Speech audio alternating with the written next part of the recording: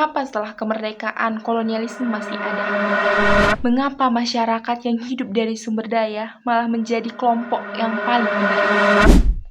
Pada kesempatan kali ini kita akan membahas tentang ketika kolonialisme berganti wajah, kajian sejarah sosial atas film Pesta Babi, kolonialisme di zaman kita dan The Problem of Rice karya Benedict Anderson. Assalamualaikum warahmatullahi wabarakatuh. Ketika kita mendengar kata kolonialisme, yang biasanya muncul dalam pikiran kita adalah Belanda, Jepang, tanam paksa, kerja rodi, atau penjajahan yang secara resmi telah berakhir pada tahun 1945. Namun, setelah menonton film dokumenter Pesta Babi kolonialisme di zaman kita, saya mulai mempertanyakan satu hal. Namun sebelum kita membahas tentang kolonialisme itu sendiri, perlu kita ketahui bahwa kenapa film ini dipilih dengan judul Pesta Babi. Perlu diketahui, dalam banyak masyarakat adat Papua, babi bukan hanya komoditas ekonomi saja. Babi merupakan bagian dari budaya, ritual, identitas, dan hubungan sosial masyarakat. Karena itu, ketika tanah dan hutannya terganggu, yang terancam bukan hanya ekonomi masyarakat, tetapi juga sistem budayanya yang menopang kehidupan mereka. Apakah kolonialisme benar-benar telah berakhir? Atau jangan-jangan kolonialisme hanya berganti bentuk, berganti cara kerja, dan berganti aktor saja? Pertanyaan inilah yang akan saya gunakan untuk membaca film dokumenter Pesta Babi kolonialisme di zaman kita, dengan mengaitkannya dengan artikel Benedict Anderson yang berjudul The Problem of Rice melalui perspektif sejarah sosial. Film ini membawa kita jauh ke Papua Selatan, wilayah yang kaya akan hutan, sungai, dan tanah adat. Namun yang paling menarik, film ini tidak memulai cerita dari negara atau sebuah perusahaan.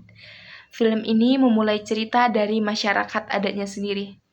Mengapa? Karena bagi masyarakat adat Papua, tanah bukan hanya sekedar aset ekonomi. Tanah adalah identitas. Tanah adalah sejarah. Dan tanah adalah tempat leluhur mereka hidup. Tanah adalah ruang yang menghubungkan masa lalu, masa kini, dan masa depan. Disinilah saya melihat bahwa film ini sebenarnya sedang berbicara tentang sesuatu yang lebih besar dari sekedar pembangunan.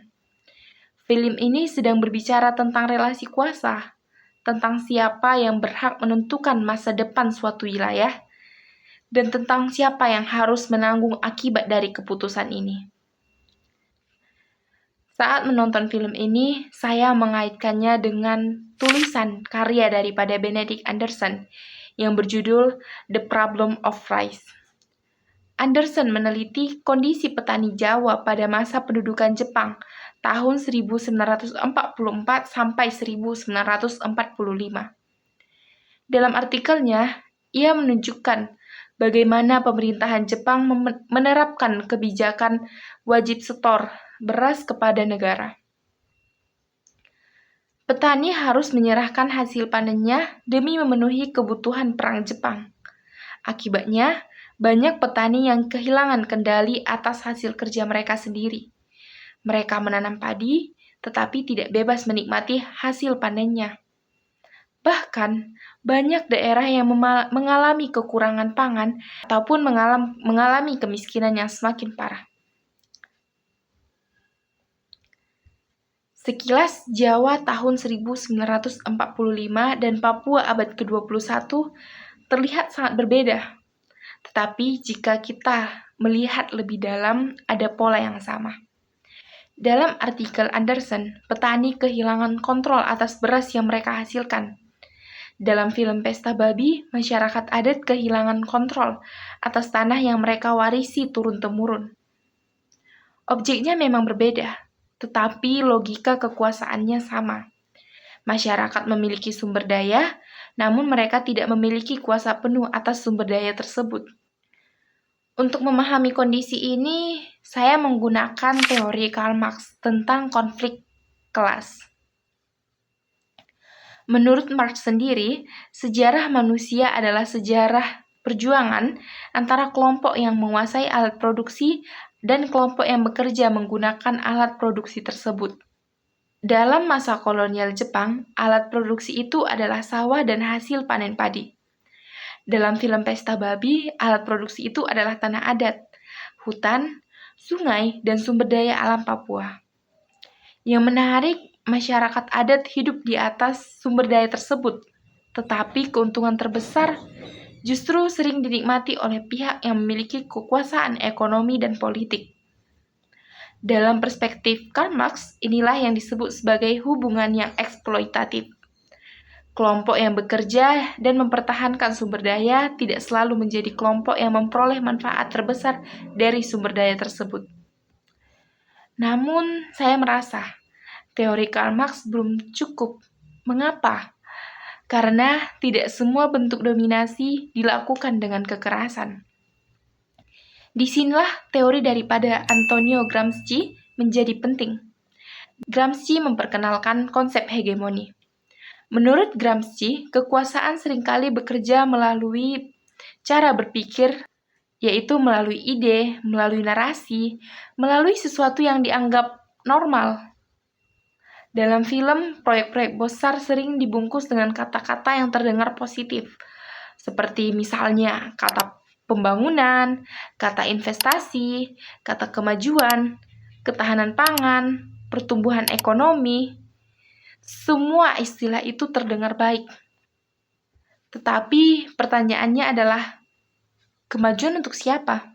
Pembangunan untuk siapa? Dan siapa yang harus membayar harga dari pembangunan tersebut?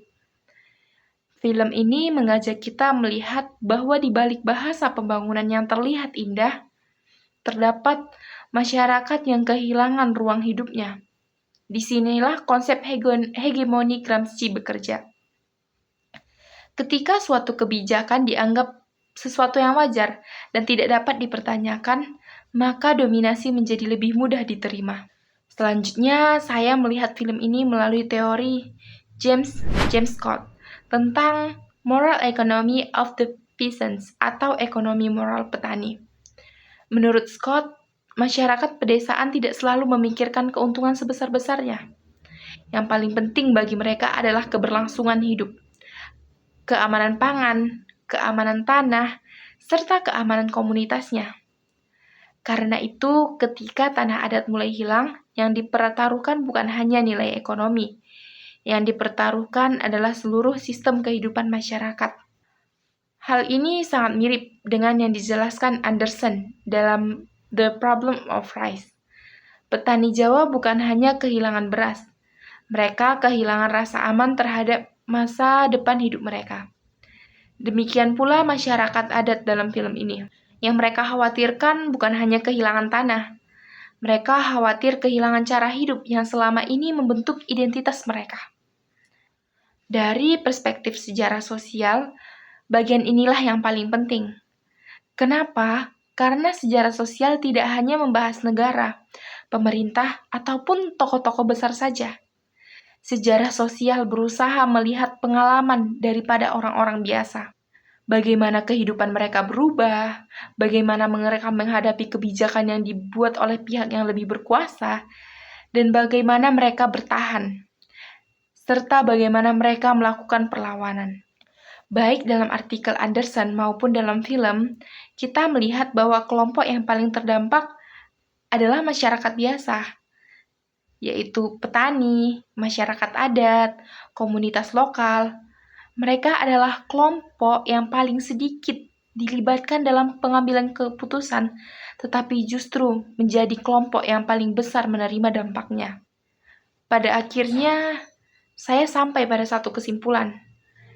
Film Pesta Babi, yaitu kolonialisme di zaman kita, tidak sedang mengatakan bahwa Indonesia dijajah oleh bangsa asing. Film ini justru mengajak kita memahami bahwa kolonialisme dapat muncul dalam bentuk baru.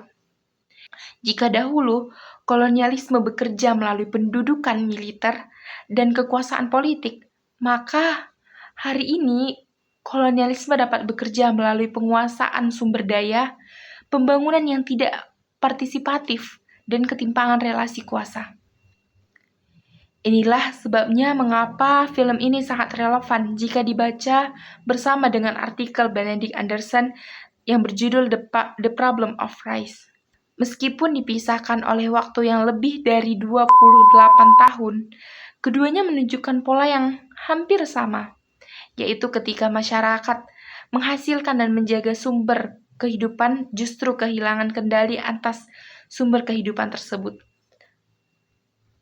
Karena itu, pertanyaan yang perlu kita renungkan bukan lagi apakah kolonialisme masih ada, tetapi siapa yang memperoleh manfaat dari pembangunan, siapa yang memiliki kuasa untuk mengambil keputusan, dan yang paling penting, siapa yang harus menanggung biaya sosial dari keputusan tersebut.